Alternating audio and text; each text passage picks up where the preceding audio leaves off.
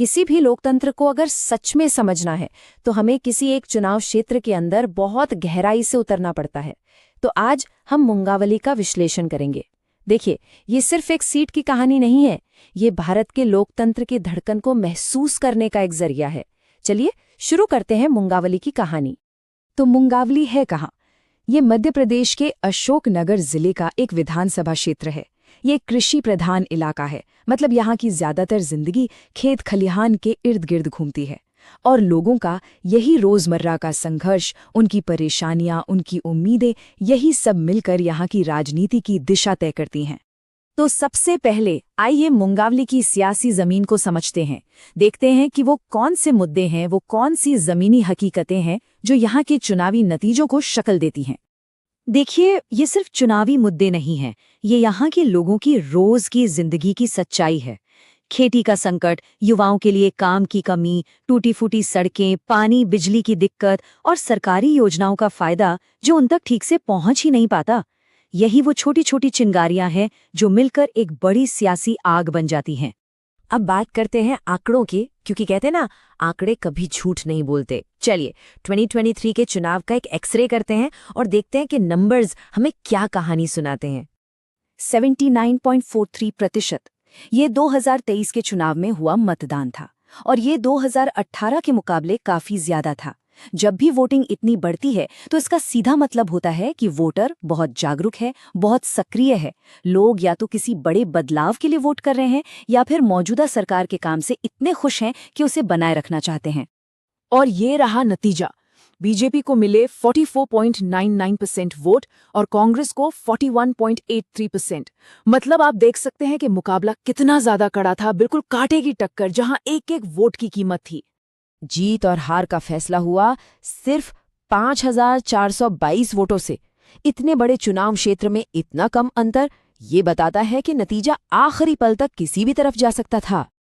अब यहाँ के सामाजिक समीकरण को समझना भी बहुत जरूरी है। यहाँ लोधी, यादव और जाटव समुदाय के वोटर्स की संख्या काफी ज्यादा है। बीजेपी ने अपने उम्मीदवार के जरिए ओबीसी वोटरों को अपनी तरफ खींचा, जबकि कांग्रेस अपने पारंपरिक वोट बैंक्स को बचाने की कोशिश में लगी रही। इससे साफ है कि उम्मीदवार का चुनाव और सामाजिक समीकरण कितने अहम हो जाते हैं।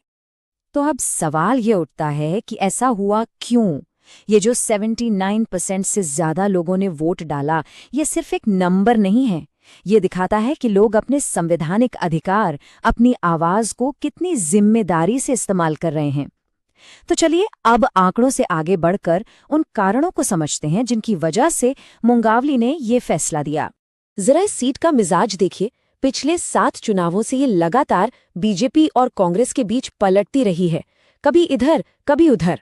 ये साफ बताता है कि मुंगावली के वोटर्स किसी एक पार्टी के बंधुआ नहीं हैं। वो काम देखते हैं, मुद्दे देखते हैं और फिर अपना मन बनाते हैं। कोई भी पार्टी इस सीट को अपनी जागीर नहीं समझ सकती। तो फिर 2023 में कांग्रेस से चूक कहाँ हुई? इसको समझने के लिए हम एक रणनीतिक ढांचे का इस्तेमाल करेंगे, जिसे हम चतुर्मुख सिद्धांत कहते हैं। ये हमें किसी भी चुनावी अभियान को 4 अलग अलग पैमानों पर तौलने में मदद करता है: चुनावी, संगठनात्मक, नैरेटिव और संसाधन। अब देखिए, कांग्रेस की चुनावी ताकत, यानी जो उनका कोर वोट बैंक था, वो तो ठीक ठाक था, लेकिन बाकी 3 मोर्चों पर, संगठन, अपनी कहानी या नैरेटिव को लोगों तक पहुंचाना और संसाधन, इन तीनों ही मामलों में पार्टी काफी कमजोर नजर आई। और जब संगठन और संदेश कमजोर हों तो एक अच्छा खासा वोट बेस भी हार को टाल नहीं पाता। इसे और आसान तरीके से समझते हैं।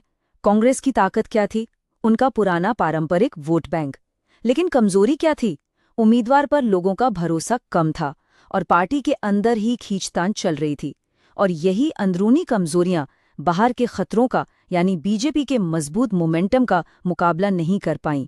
तो ठीक है, जो हुआ सो हुआ। विश्लेषण का मतलब सिर्फ गलतियां निकालना नहीं होता, बल्कि आगे का रास्ता तैयार करना भी होता है। तो अब देखते हैं कि किसी भी पार्टी के लिए मुंगावली के लोगों का भरोसा जीतने का ब्लूप्रिंट क्या हो सकता है। इसे हम कह सकते हैं जीत की 90 दिन की सीढ़ी। ये कोई हवाई बात नहीं है, ये एक पूरी वैज्ञानिक प्रक्रिया है। पहले हर वोटर को समझो, उनकी शिकायतें दर्ज करो, फिर जमीनी स्तर पर लोगों से जुड़ो, उम्मीदवार को लोगों के बीच लेकर जाओ और आखिर में चुनाव के दिन उन्हें बूथ तक पहुंचाओ। हर कदम सोची समझी रणनीति का हिस्सा होना चाहिए। और इस पूरी रणनीति की नींव 4 बातों पर टिकी है। पहला, भरोसा दोबारा बनाना, जो सिर्फ काम करने से और लोगों के बीच दिखने से ही बनता है। दूसरा, ये पक्का करना कि सरकारी योजनाओं का लाभ सही लोगों तक पहुंचे। तीसरा, अलग अलग समुदायों को उनके साझा मुद्दों पर एक साथ लाना। और चौथा, संगठन को बूथ लेवल तक मजबूत करना। सिर्फ एक नारे को देखिए, मुर्गावली का बेटा। ये कितना सरल लेकिन ताकतवर है। ये एक ऐसा नैरेटिव है जो लोगों से सीधे भावनात्मक स्तर पर जुड़ता है। ये बताता है कि उम्मीदवार कोई बाहरी नहीं है, वो आप में से ही एक है, आपकी जमीन का है। और आखिर में सबसे जरूरी बात, चुनावी रणनीति से भी परे असल मकसद क्या है?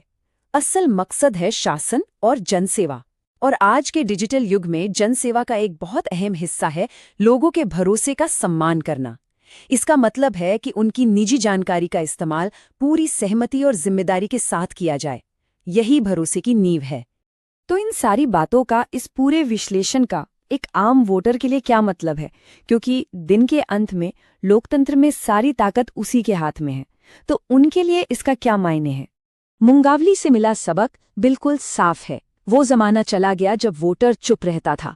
अब लोग जवाबदेही चाहते हैं। वो ऐसा शासन चाहते हैं जो उनकी असली रोजमर्रा की मुश्किलों को हल करे। अब सिर्फ चुनाव जीतना काफी नहीं है, लगातार सेवा करके और लोगों का सम्मान करके शासन करने का हक कमाना पड़ता है। ये हर नेता के लिए एक चेतावनी भी है और एक मौका भी।